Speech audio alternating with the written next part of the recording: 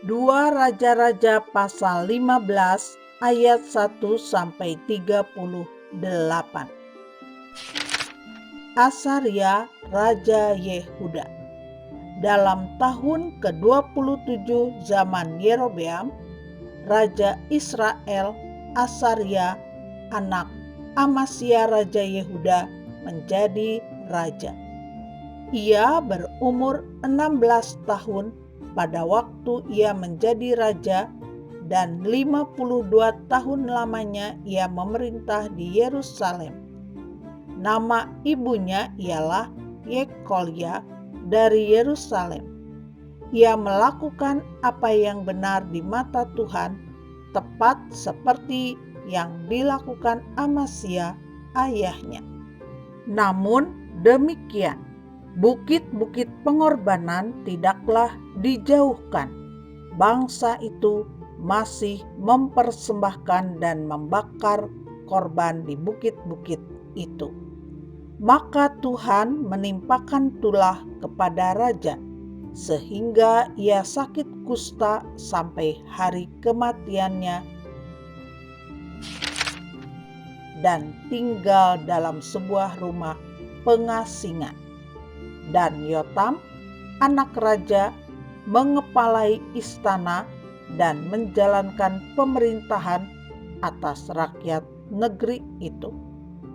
Selebihnya dari riwayat Asaria dan segala yang dilakukannya, bukankah semuanya itu tertulis dalam kitab sejarah Raja-Raja Yehuda? Kemudian Asaria mendapat perhentian bersama-sama dengan nenek moyangnya, dan ia dikuburkan di samping nenek moyangnya di kota Daud. Maka Yotam anaknya menjadi raja menggantikan dia. Zakaria Raja Israel. Dalam tahun ke-38 zaman Asaria Raja Yehuda, Zakaria anak Yerobeam menjadi raja atas Israel di Samaria. Ia memerintah 6 bulan lamanya. Ia melakukan apa yang jahat di mata Tuhan, seperti yang telah dilakukan oleh nenek moyangnya. Ia tidak menjauh dari dosa-dosa Yerobeam bin Nebat yang mengakibatkan orang Israel berdosa pula. Salum bin Yabes mengikat persepakatan melawan dia, membunuh dia di Yibleam, kemudian menjadi raja menggantikan dia. Selebihnya dari riwayat Zakaria, sesungguhnya semuanya itu tertulis dalam kitab sejarah Raja-Raja Israel. Bukankah begini firman Tuhan yang diucapkannya kepada Yehu? Anak-anakmu sampai kepada keturunan yang keempat akan duduk di atas tahta Israel. Dan terjadilah demikian. Salum Raja Israel. Salum bin Yabes menjadi raja dalam tahun yang ke-39 zaman Uzia Raja Yehuda. Ia memerintah sebulan lamanya di Samaria. Sesudah itu majulah Menahem bin Gadi dari Tirsa, lalu sampai ke Samaria. Ia membunuh Salum bin Yabes di Samaria, kemudian menjadi raja menggantikan dia. Selebihnya dari riwayat Salum dan persepakatan yang diadakannya, sesungguhnya semuanya itu tertulis dalam kitab sejarah Raja-Raja Israel. Pada waktu itu, dengan mulai dari Tirsa, Menahem memusnahkan Tifsah dan semua orang yang ada di dalamnya serta daerahnya, sebab orang tidak membuka pintu kota baginya. maka dimusnahkannyalah kota itu dan dibelahnya semua perempuannya yang mengandung. Menahem, Raja Israel. Dalam tahun ke-39 zaman Asaria, Raja Yehuda, Menahem bin Gadi menjadi raja atas Israel. Ia memerintah 10 tahun lamanya di Samaria. Ia melakukan apa yang jahat di mata Tuhan. Sepanjang umurnya ia tidak menjauh dari dosa-dosa Yerobeam bin Nebat yang mengakibatkan orang Israel berdosa pula. Pul, Raja Asyur, datang menyerang negeri itu. Lalu Menahem memberi 1000 talenta perak kepada Pul, supaya dibantunya dia mengokohkan kerajaan itu di tangannya. Menahem mengeluarkan uang ini atas beban Israel dan atas beban semua orang yang kaya raya untuk diberikan kepada Raja Asyur. 50 shikal perak dari setiap orang. Lalu pulanglah Raja Asyur dan ia tidak tinggal di sana di negeri itu. Selebihnya dari riwayat Menahem dan segala yang dilakukannya, bukankah semuanya itu tertulis dalam kitab sejarah Raja-Raja Israel? Kemudian Menahem mendapat perhentian bersama-sama dengan nenek moyangnya. Maka Pekahya, anaknya, menjadi raja menggantikan dia.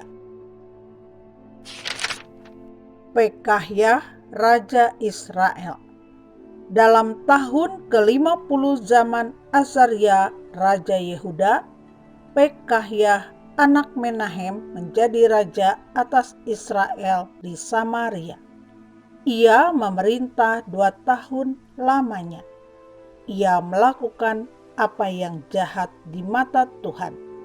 Ia tidak menjauh dari dosa-dosa Yerobeam bin Nebat yang mengakibatkan orang Israel berdosa pula. Lalu perwiranya, yakni Pekah bin Remalia, mengadakan persepakatan melawan dia dan membunuh dia di Samaria di puri istana raja. Beserta dia ada Argob dan Arye serta 50 orang dari Bani Gilead. Dibunuhnyalah Pekahya, kemudian menjadi raja menggantikan dia. Selebihnya dari riwayat Pekahya dan segala yang dilakukannya, sesungguhnya semuanya itu tertulis dalam kitab sejarah Raja-Raja Israel. Pekah, Raja Israel. Dalam tahun ke-52 zaman Azaria, Raja Yehuda, Pekah bin Remalia menjadi raja atas orang Israel di Samaria. Ia memerintah 20 tahun lamanya. Ia melakukan apa yang jahat di mata Tuhan.